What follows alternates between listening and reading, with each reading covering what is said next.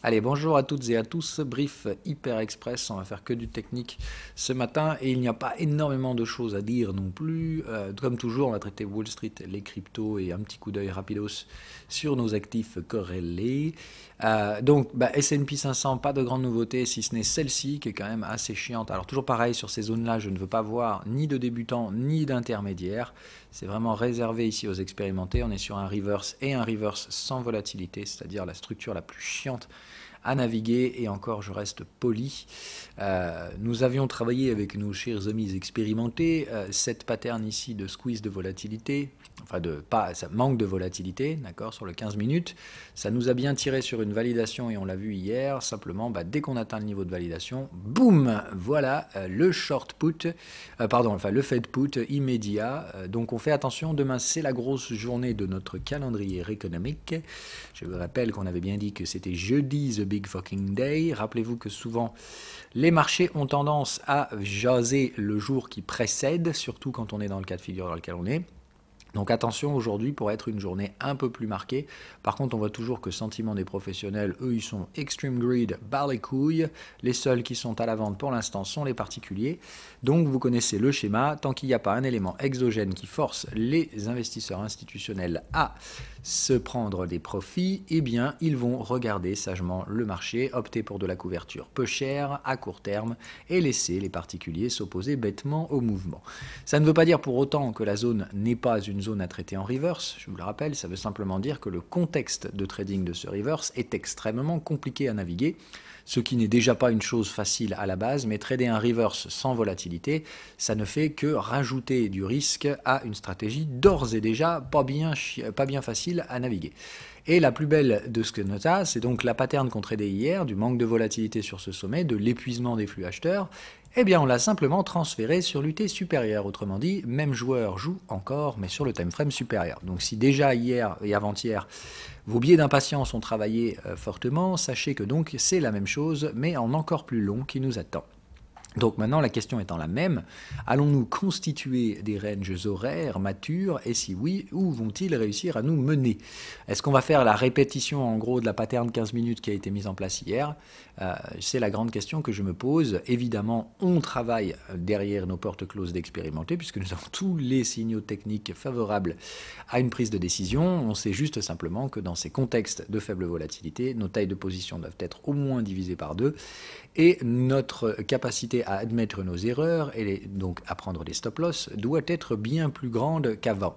Donc, on connaît ces contextes, ils sont hautement difficiles à discerner et à naviguer, donc restez à l'écart. Nous, on sait travailler ces trucs-là sans prendre trop de risques, mais on doit quand même travailler nos zones de reverse avec le peu de signaux qu'on peut trouver là-dedans, et Dieu sait qu'il n'y en a pas beaucoup.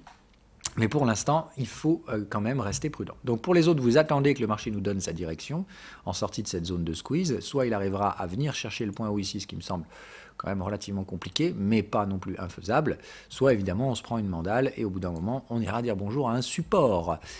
Ou alors on continue la petite musique de Wall Street qui est « je te détruis la volatilité » et puis de cette pattern horaire, nous obtiendrons la même en 4 heures dans je ne sais pas combien de temps.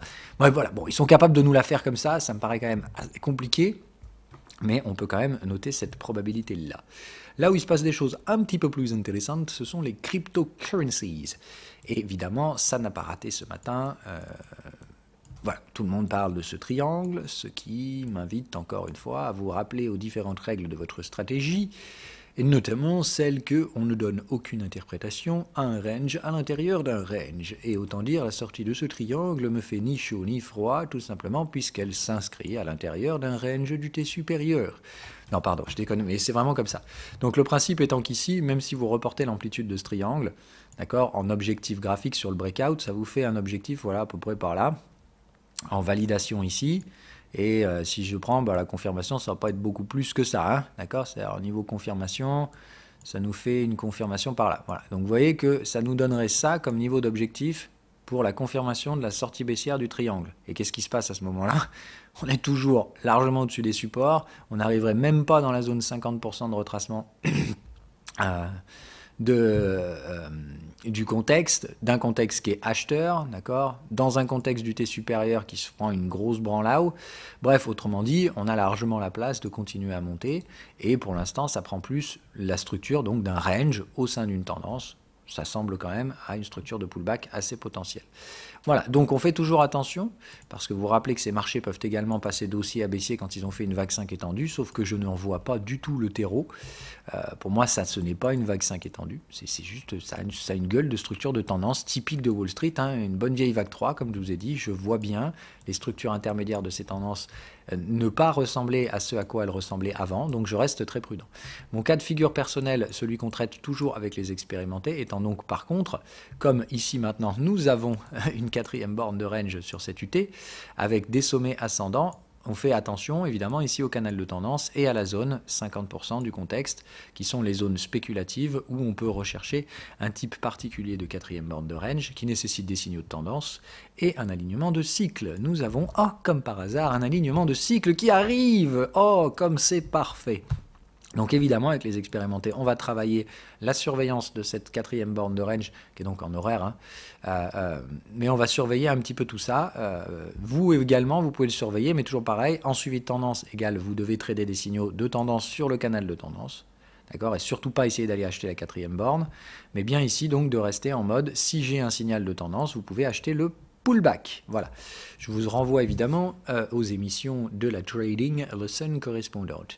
Parlant de ça, je vous en enregistre une normalement ce matin pour remplacer la TL numéro 2 qui était absolument affreuse avec cette caméra toute pourrie que j'avais pendant le premier confinement.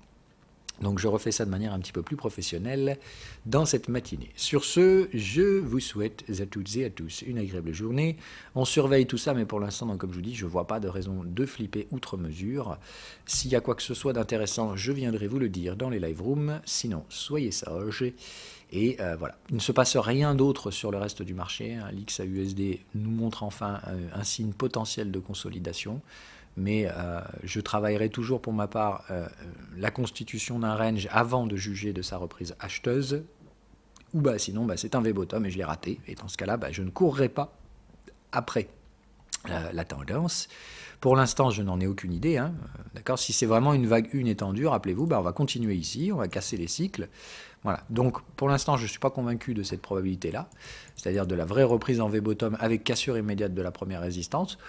Possible, hein, mais pas non plus. Voilà, je parierai plutôt ici sur un repli et une 3e borne de range qui m'intéressera éventuellement d'un point de vue spéculatif. Voilà, je vous en parlerai bien entendu lorsqu'il en sera le timing approprié. Pour l'instant, je t'édie les différentes options et je vous ferai savoir tout ça. Bye bye.